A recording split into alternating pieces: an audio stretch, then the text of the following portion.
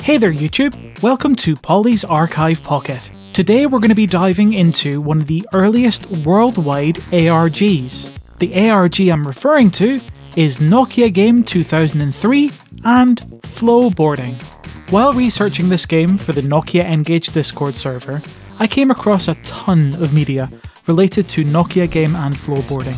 I also discovered a previously released PC version and ActiveX version of the game Flo Boarding. These were thought to be lost, but with the help of the Nokia N-Gage Discord server, I'm happy to say that these have been preserved. Anywho, here are my findings relating to Nokia Game and Flo Boarding.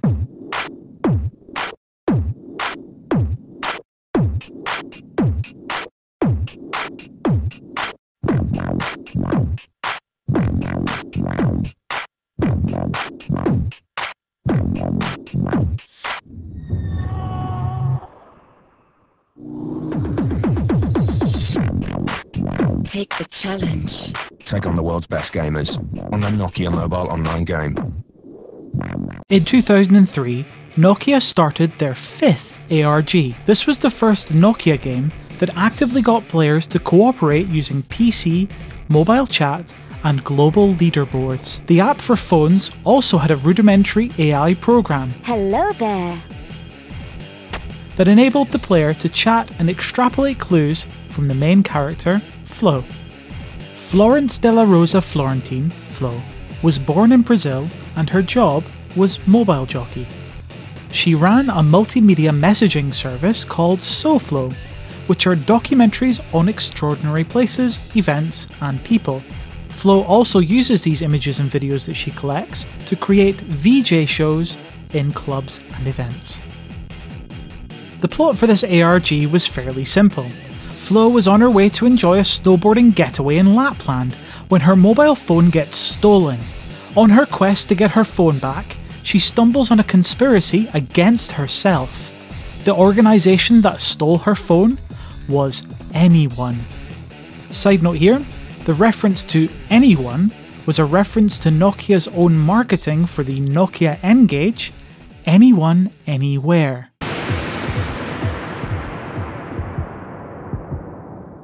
During the run of this ARG, Flo would send the users MMS messages using a burner phone containing images to further the plot. Hidden within the MMS messages was clues to unlock hidden messages and websites.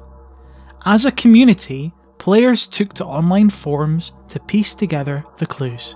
The images that Flo would send would be deconstructed by everyone who was playing. People would also look at the websites under a magnifying glass, sometimes by opening up the HTML code to find hidden things within the code. Most notably, there was actually an ASCII art image of Flo in the HTML code for the website. Flo would occasionally call players too, and a voice recording would play. Sometimes, a member of the Anyone organisation would pocket dial you, and you would overhear some more plot.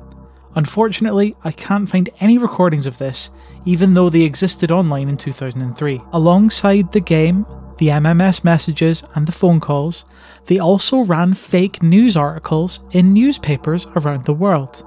Here is one of the articles. Istanbul, Turkey. A 25-year-old Brazilian girl vanished under suspicious circumstances today after chasing her mobile phone for over a week. Florence Della Rosa Florentine, well known as MJ Flo, the first to introduce mobile jockeying to a large number of people, had her mobile phone stolen on November 1st and has been chasing it around the globe until she arrived in Istanbul yesterday.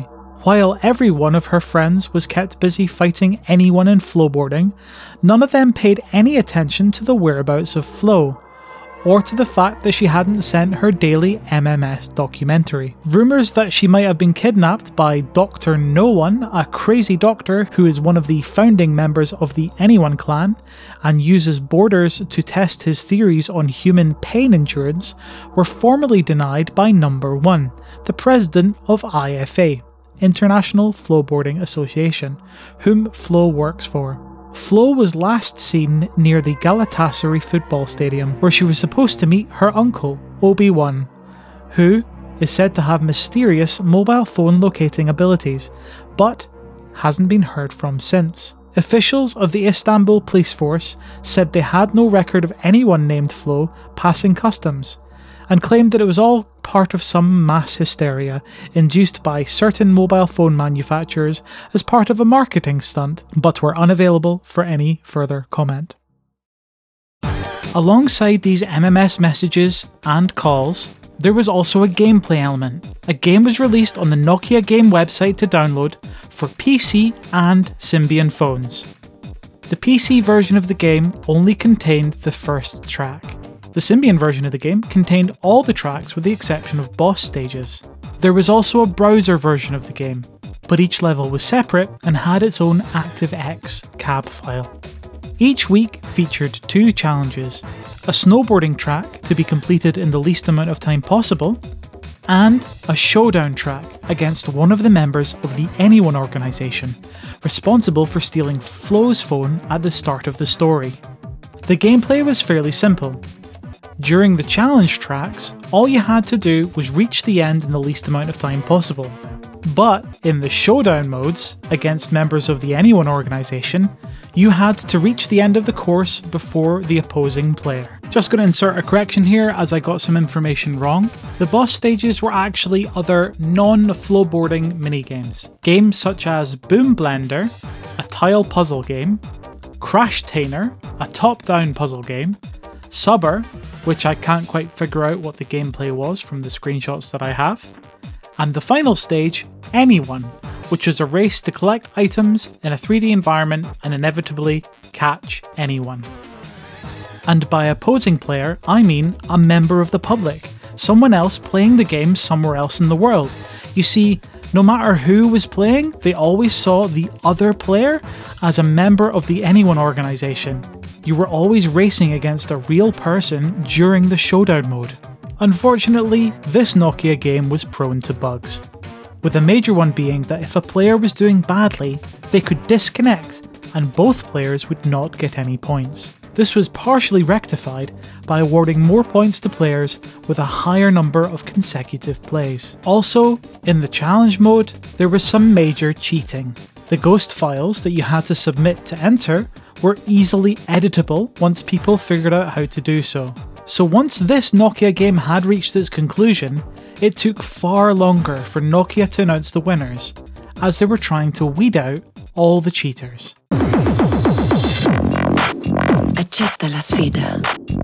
Podejmij wyzwanie. Take the challenge. Winners started to receive emails in early December, with the winners being offered prizes such as a Nokia N-Gage. After the game had wrapped up and finished, all the files for the games were removed from the Nokia game servers, and the website was replaced with a thank you for playing message. Fans did their best to archive and preserve versions of the game, but with people saying that the Symbian version was released as a physical cart for the Nokia N-Gage in the UK, this game was regarded as preserved. But unfortunately, over the years, the PC version and the ActiveX version were lost. While researching this for the Nokia N-Gage Discord server, I actually stumbled across the PC version and the ActiveX version on my travels. They were preserved on Nokia game fan sites from the time, archived on the Internet Archive. I literally spent a month looking through the Wayback Machine for any reference to Nokia Game 2003, and that's what led me to discover the files. The PC version still works on Windows 10, but unfortunately the ActiveX version does not. And this concludes my video on Nokia Game 2003 and also Flo Boarding. I hope you enjoyed the video, and if you want to know more about Flo Boarding and Nokia Game, check out some of the links below. There's also a link to the Nokia N-Gage Discord server if you want to become part of the community. Thanks very much for watching, Polly out.